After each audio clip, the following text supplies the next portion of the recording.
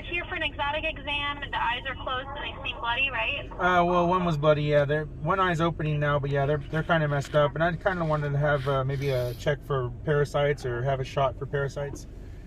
Okay, yeah, we'll get him in here. One of the techs will be in shortly. Okay. Okay, thank you. Yeah. Okay, gotcha. And I know you recently adopted her, but have they been closed the entire time?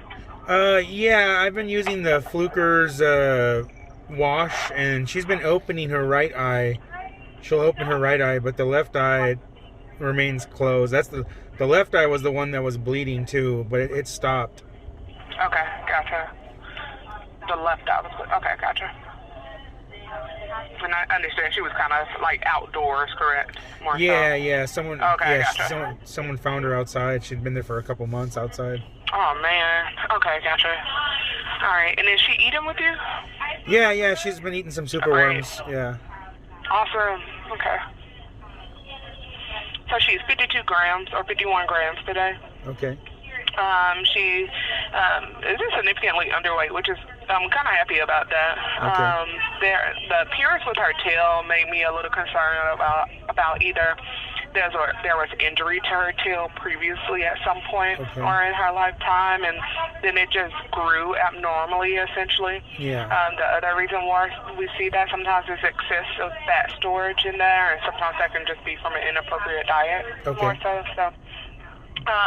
As far as her eyes, I was able to open it up a little bit with the irrigation eye solution and use a Q-tip just to see if I can look below that. So at times she still closed it, but I was able to visualize it. And right now what I see is a white kind of film on top of it a little bit, and I do see where it probably was bleeding essentially a little bit.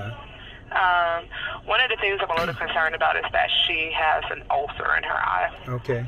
What that is just a superficial scratch, essentially, and most of the time that's due from more so traumatic injury, but in reptiles I get worried about just kind of the lack of environment or humidity and temperature, inappropriate temperature range for them. So that's one of the things that we commonly see in these guys. Okay. One of the things I do to note if I have an ulcer is something called a fluorescein stain, so I'll use a dye to apply on top of it and rinse her eye out, and then it just lets me know, hey, do we have an ulcer, essentially. Okay. And in the case that we do, regardless, I think she would benefit from it is a topical eye drop. Okay. And an oral anti-inflammatory. Okay. But then in the meantime, that's what I'll typically use, but if we're not seeing any improvement, then we'll kind of add on additional treatment, such as a systemic antibiotic, okay? Okay. That staining of the eye is $50, so that's something that can take me a few minutes. Okay. And I can get that done. And then kind of from that, we'll talk about the next steps in regards to that. So. Okay, that's fine. Yeah, good. Do you have her in a tank right now? Yeah, I have a terrarium. Okay. I have other reptiles, so I did a lot of research. So she's got 3 hides. I got her a moist hide and heating pad underneath the tank and everything. So. Okay, you're a little familiar with it. Okay. Yeah. Okay, awesome. So she does have an ulcer on that left eye. Okay. Essentially. So what that means is that she's going to get a topical eye drop in there every 8 hours for about, and I say 2 weeks because I've had some in all over geckos and it's taken a while for it to heal. Okay. I'm going to do an oral anti-inflammatory for 1 week though, but then I want to see her back for a recheck at that time period. Okay. Okay.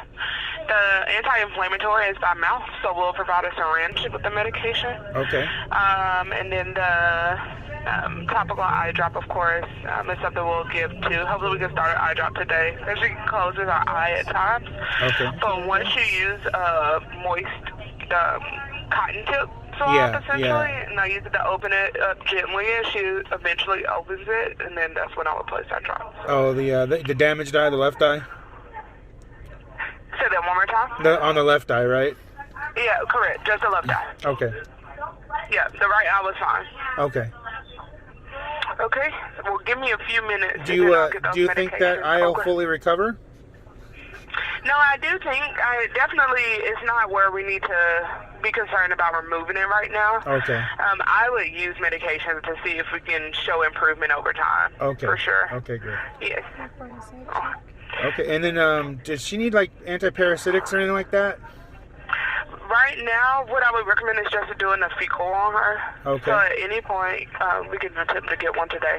Okay. But if we don't get one, then what we'll do is just have you guys bring a sample in and just drop it off as a fecal. Okay. If you can get one today, that'd be great.